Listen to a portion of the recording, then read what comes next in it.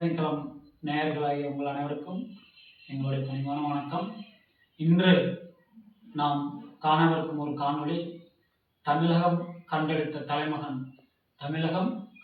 தலைமகன் முத்தமிழ் அறிஞர் டாக்டர் கலைஞர் அவர்களின் சுவாரஸ்யமான ஒரு காணொளியில் காணவிருக்கிறோம். டாக்டர் கலைஞர் அவர்கள் 1924 ஜூன் 3ஆம் தேதி பிறந்தவர். திருக்கோளை என்ற ஊரில் ஜூன் 3ஆம் தேதி, அதாவது இன்று பிறந்திருக்கிறார்.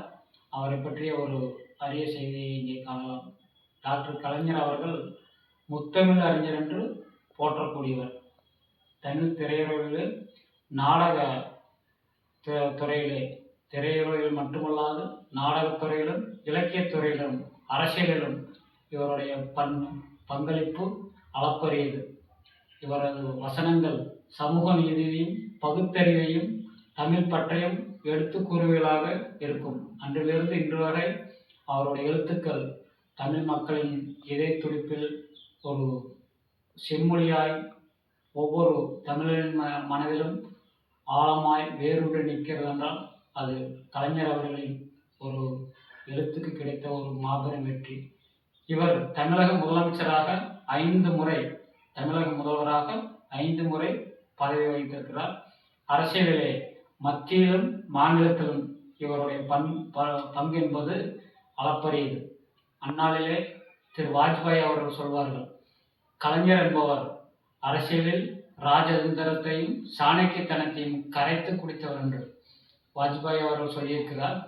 அதாவது கலைஞர் என்பவர் அரசியலிலே ராஜதந்திரங்களையும் சாணக்கியத்தனத்தையும் கரைத்து குடித்தவர் என்று. இவர் சிறந்த பேச்சாளர் மட்டுமல்ல, சிறந்த எழுத்தாளரும் கூட. இவரது வசனங்கள் ஒவ்வொன்றும் தமிழ் மக்களின், தமிழ் ரசிகர்களின் மனத்தில் அன்றிலிருந்து இன்று வரை நீங்காத இடம் பிடித்தது. கலைஞர் அவர்களை சொல்லிக்கொண்டே போகலாம். கலைஞர் பிறந்த நாளில் அவரது தமிழையும் அவர் தமிழுக்கு அர்ப்பணித்த ஒரு கொடையையும் இந்நாளிலே அவருக்காக நாம் நினைவு கூறுவோம். திராவிட முன்னேற்ற கழகத்தின் ஒரு மிகப்பெரிய சக்தியாக இருந்தவர் டாக்டர் கலைஞர் அவர்கள். அவர் சொல்வார், அதாவது தமிழர்களே, என்னை கடலில் தூக்கி போட்டாலும் கட்டுமரமாகத்தான் மிதப்பேன், கவிழ்ந்து விட மாட்டேன், அதில் ஏறி நீங்கள் பயணம் செய்யலாம் என்று சொல்வார். அந்த அளவுக்கு தமிழ் மீது, தமிழ் மக்களின் மீது ஆழ்ந்த பற்று கொண்டவர் டாக்டர் கலைஞர் அவர்கள். ஒரு சொலவடியிலே சொல்வார், அதாவது 20ஓடு 18 கூட்டி சொல்வது கூட்டல் கணக்கு, 20ஓடு 18 கூட்டி சொல்வது கூட்டல் கணக்கு, 20 18 கூட்டி சொல்வது காதல் கணக்கு.